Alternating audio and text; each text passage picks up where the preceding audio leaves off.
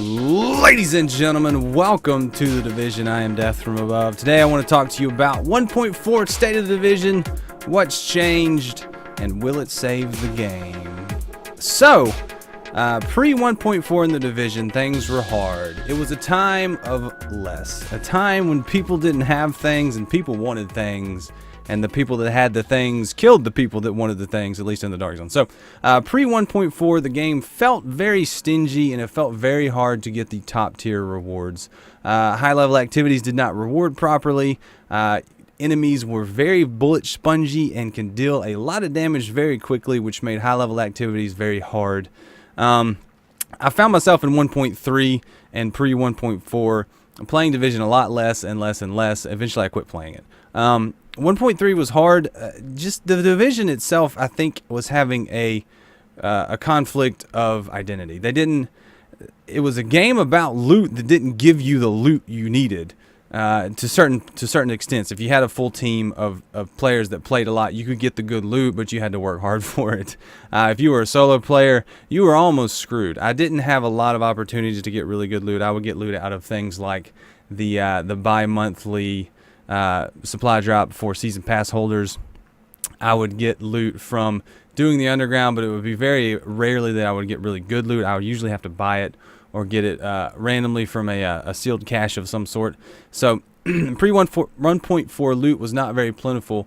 Post 1.4 loot is everywhere. Even places I didn't expect it to come from. You get loot from leveling up. You get loot from the daily missions. You get loot from the daily activities. You get loot from the high-value targets. You get loot from the underground. You get loot from the Dark Zone. You get loot from the just everything. And I've only played a couple hours of 1.4, and I've gotten more 229 gear, which is the max level gear. I've gotten more 229 gear right now than I have ever gotten in the whole game the previous time that I've played it. It was interesting. I went in and I tried to do a high value target first after 1.4, and I didn't quite. I was just randomly threw some gear on, got to 229. Wasn't even using guns that I was used to. Wasn't even used to playing the game really. And I went in and failed the high value target 3 times. It was the daily. It was just a 5 point value high value target. I didn't have to spend much intel to get it. Just 5 intel. And I got killed 3 times. I could have beaten it all 3 times. I just wasn't being very conservative in my play style. I was being very aggressive, which is how I normally play.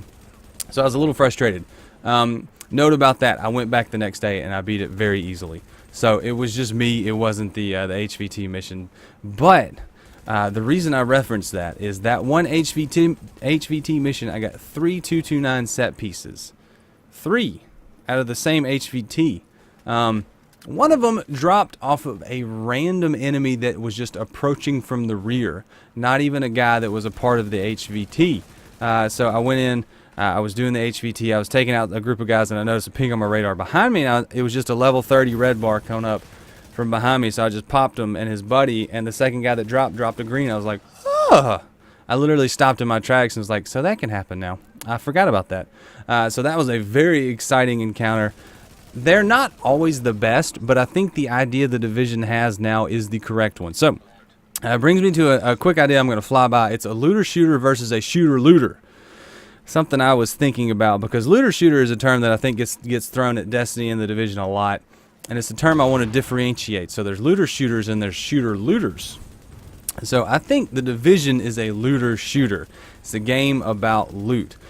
And then Destiny would be something I would call a shooter-looter. It's a shooter game with a lot of loot. So in the Division, you want to get the loot. In Destiny, you want the loot to help you play the game. So I think there's kind of a difference in weighting in the 2 games. Just to make a quick flyby on that distinction, I might expand on that later.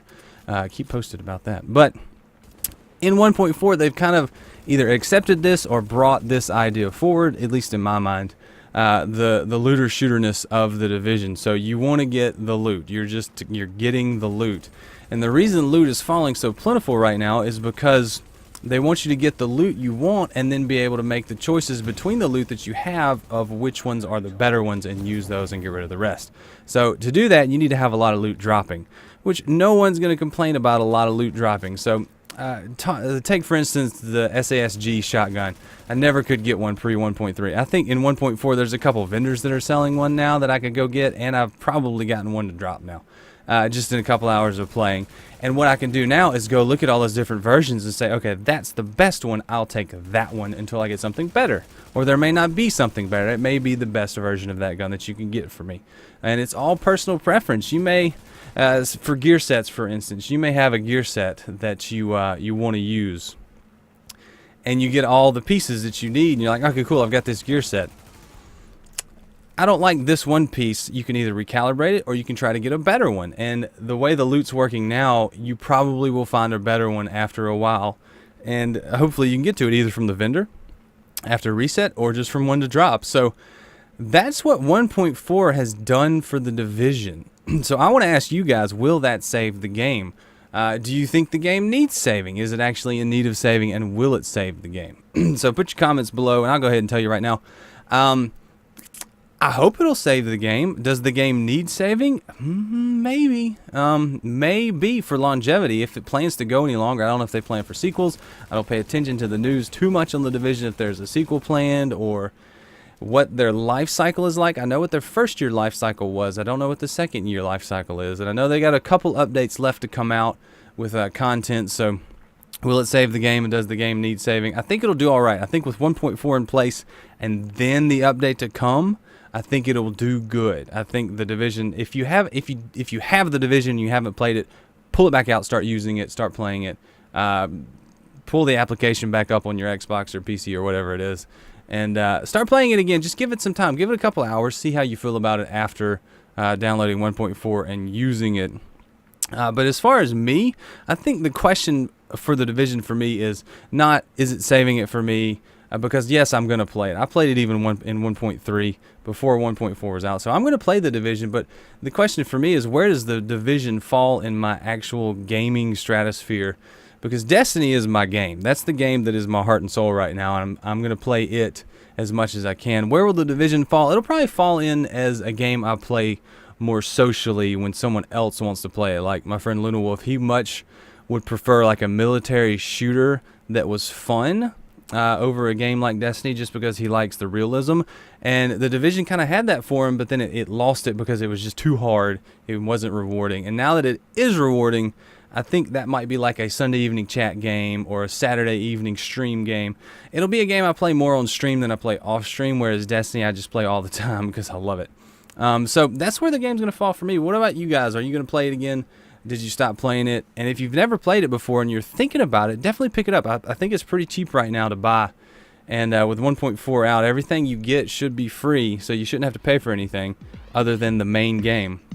So pick it up and try it out. It's definitely worth a shot. But I don't know, I asked you guys a lot of questions, looking for a lot of conversation on this. So let me know what you think, guys. And until next time, I'm Death Above. Leave a like if you did enjoy this. Subscribe if you want to see more.